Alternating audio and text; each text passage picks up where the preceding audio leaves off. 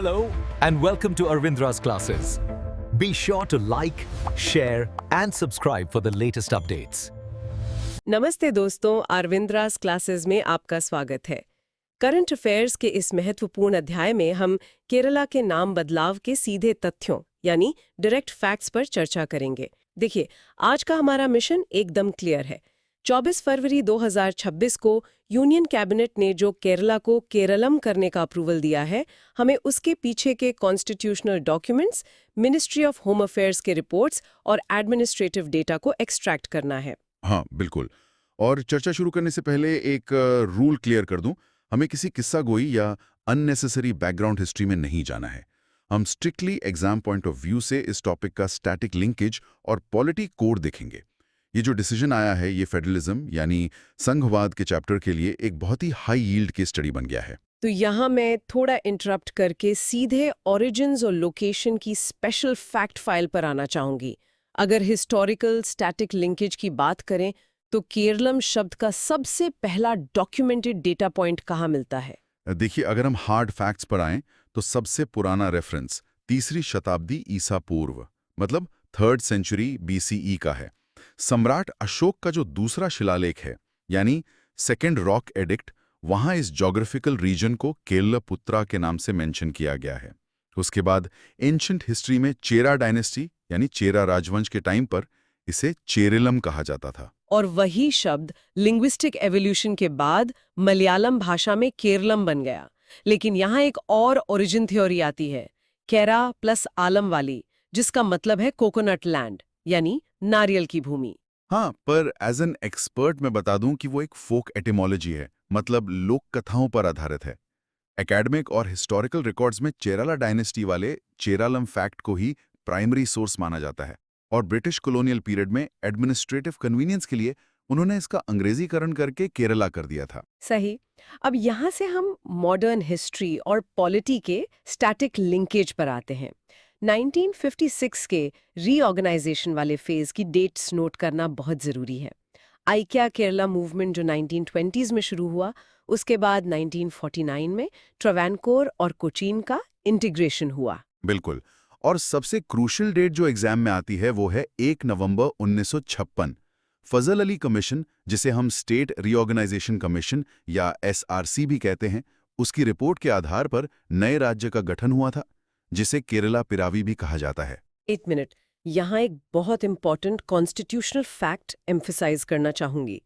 जब 1 नवंबर 1956 को राज्य बना तो इंडियन कॉन्स्टिट्यूशन की फर्स्ट शेड्यूल यानी प्रथम अनुसूची में एक हिस्टोरिकल ड्राफ्टिंग एरर हो गया था। एग्जैक्टली। वहां मलयालम के ओरिजिनल केरलम की जगह अंग्रेजी स्पेलिंग केरला ही दर्ज हो गई। और आज 2026 का जो करंट अफेयर्स अपडेट हम पढ़ रहे हैं, वो बेसिकली उसी 1956 के टेक्निकल एरर को ठीक करने का एक लेजिस्लेटिव प्रोसेस है। तो अब सीधे पॉलिटी के कोर कॉन्सेप्ट पर आते हैं। आर्टिकल 3, नए राज्यों का निर्माण और नामकरण। ये प्रोसेस काम कैसे करता है? इसका कॉन्स्टिट्यूशनल फ्लो क्या है? देखिए, आर्टिकल 3 इस मैटर में पार्लियामेंट को एक्सक्लूसिव पावर यानी अनन्य अधिकार देता है। प्रोसेस फ्लो बिल्कुल डायरेक्ट है। किसी भी राज्य का नाम बदलने का बिल डायरेक्टली पार्लियामेंट में पेश नहीं हो सकता। उसके लिए प्रेसिडेंट की प्रायर रिकमेंडेशन यानी पूर्वानुमति मैंडेटरी है। और उसके बाद प्रेसिडेंट वो बिल स्टेट लेजिस्लेचर यानी राज्य विधानमंडल के पास भेजते हैं। यहाँ टाइम लिमिट का क्या प्रोविजन है? ये एक बहुत ही हाई फ्रीक्वेंसी क्वेश्चन है।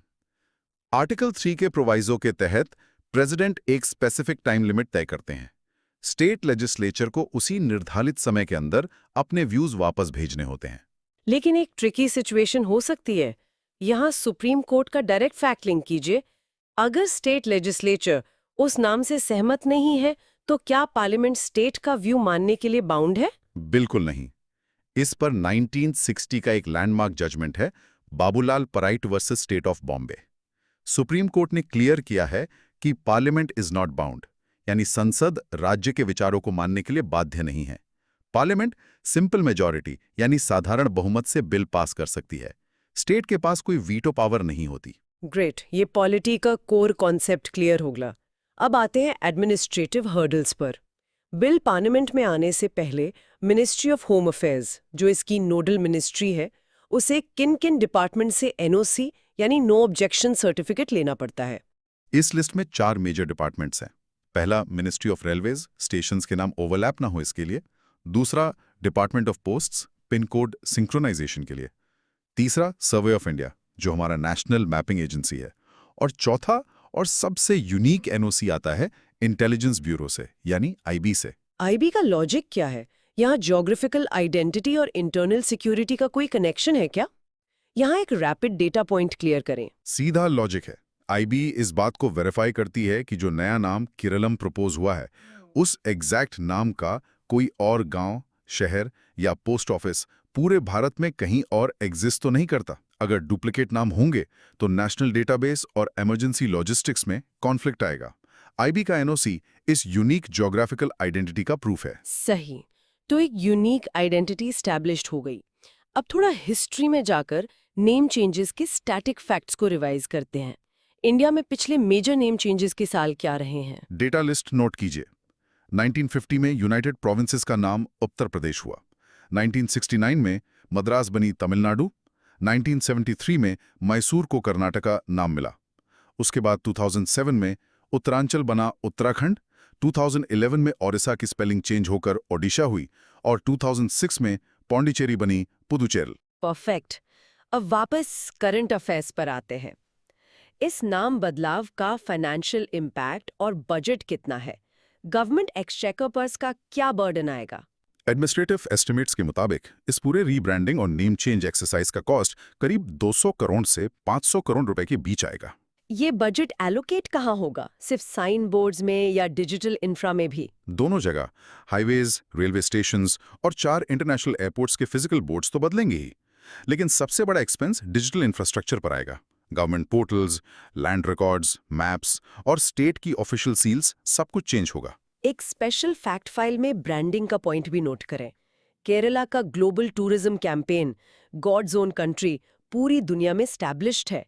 उस केरला ब्रांड एक्विटी को केरलम में शिफ्ट करना टूरिज्म डिपार्टमेंट के लिए एक मैसिव टास्क होगा। बिल्कुल। इंटरनेशनल एयरलाइंस और ट्रैवल डेटाबेसेस में पिछले कई दशकों से केरला इंडेक्स हो चुका है। तो ये 200 से 500 करोड़ का जो बजट है, वो इस ग्लोबल परसेप्शन को मैनेज करने और आईटी सिस्टम्स को ओवरहॉल करने में लगेगा। ओके, तो एंड में इस करंट इशू की टाइमलाइन टू 2026 पर एक रैपिड नजर डालते हैं। स्टेट रेजोल्यूशंस की एग्जैक्ट डेट्स क्या हैं? देखिए, पहला यूनानिमस रेजोल्यूशन केरला विधानसभा ने अगस्त 2023 में पास किया था। फिर एमएचए ने कुछ टेक्निकल करेक्शंस बोले, तो दूसरा रेजोल्यूशन 24 जून 2024 को पास हुआ। और इसके बाद final administrative step? Final step हुआ 24 फरवरी 2026 को, जब प्राइम मिनिस्टर की अध्यक्षता में यूनियन कैबिनेट ने इस प्रपोजल को अपना फाइनल अप्रूवल दे दिया। अब अगला स्टेप बस पार्लियामेंट में केरला नेम ऑल्टरेशन बिल 2026 को सिंपल मेजॉरिटी से पास करना है। ठीक है, तो अब सेशन के एंड में हम अपना रैपिड फायर रिवीजन करते हैं। सीधे डेटा चेकलिस्ट बोलेंगे, नो सेंटेंसेस। स्टार्ट करते हैं। Nodal ministry, ministry of home affairs. Constitutional article, article 3, नए राज्यों का निर्माण और नाम परिवर्तन। Relevant supreme court case, 1960s Babulal Parate versus state of Bombay. State resolutions की डेट्स, अगस्त 2023 और 24 जून 2024। यूनियन कैबिनेट अप्रूवल डेट, 24 फरवरी 2026। एस्टिमेटेड बजट और एनओसी एजेंसीज। 200 से 500 करोड़ रुपए। एजेंसीज हैं railways, posts, survey of India और इंटेलिजेंस ब्यूरो। परफेक्ट। तो डेटा चेकलिस्ट कंप्लीट हुई। अब एंड में एक फैक्ट बेस्ड टेक्नोलॉजिकल पैराडॉक्स छोड़ता हूं। आज global search engines, satellite maps और एआई डेटाबेसेस में केरला शब्द अरबों बार इंडेक्स हो चुका है। क्या एक लेजिस्लेटिव बिल इस डिजिटल मेमोरी को पूरी तरह इरेज कर पाएगा, या आने वाले दशकों तक इंटरनेट पर इस राज्य की एक डुअल आइडेंटिटी बनी रहेगी? एक strictly data driven technological puzzle है। बिल्कुल। ये digital indexing versus geographical renaming का क्लैश एक इम्पॉर्टेंट फ्यूचर ट्रेंड है। तो आज के वीडियो में इतना ही। धन्यवाद।